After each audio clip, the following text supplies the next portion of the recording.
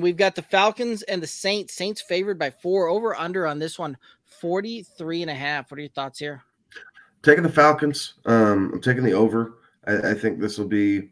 This is not your traditional, dirty South matchup. Both teams are kind of fading here down the stretch. Don't really, I guess technically the Falcons still are in play because the Bucks haven't been able to put anybody away here the last couple of weeks. But um, the Saints I think are kind of packing up, right? They more and more people hurt. No one's really coming back. Andy Dalton, good week, then a bad week. God only knows what the heck's going on there.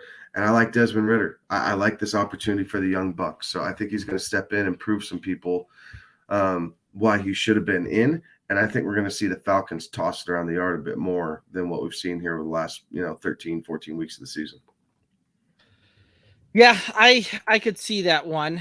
Very interesting, kind of the time frame of how the Falcons kind of announce these things, where we're going to Desmond Ridder. Marcus Mariota is having season-ending knee surgery, but Desmond Ridder was going to be our guy all along.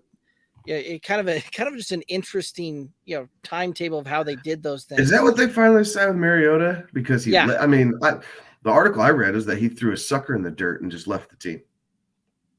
And very well, that I don't know. I didn't hear that much on it. I just saw that on Pro Football Talk, I believe. And it could be. I did see kind of the time frame of that and how it kind of news broke on this one, and some of the transactional things that kind of happened there, where they come out, Desmond Ridder is going to be the starter. Then it's Mariota's dealing with a knee injury.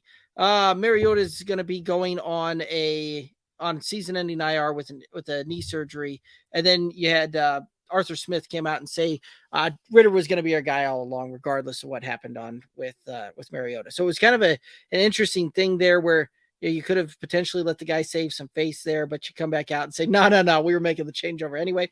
Which this is very much in the natural progression of how we see things happen with rookie quarterbacks and guys and quarterbacks that aren't cemented for next year, right? Like it is not surprising at all when a team is not going to make the playoffs, or is a long shot to make the playoffs on that one, that they've got a rookie quarterback that they spent decent draft capital on. They've got a veteran that's not playing up to deal. They don't have the veteran under a long-term deal. That bye week happens, the rookie's the starter after that bye week coming out. Like that is exactly kind of what happened there.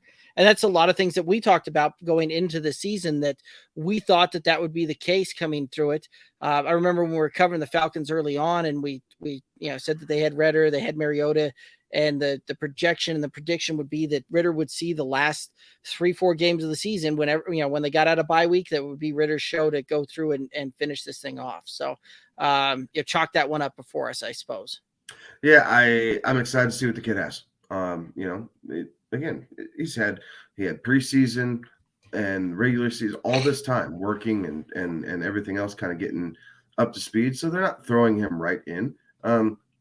And I think he'll be able to adapt accordingly. So I expect this performance to be better than the last time we saw him starting a football game against Alabama and getting crushed.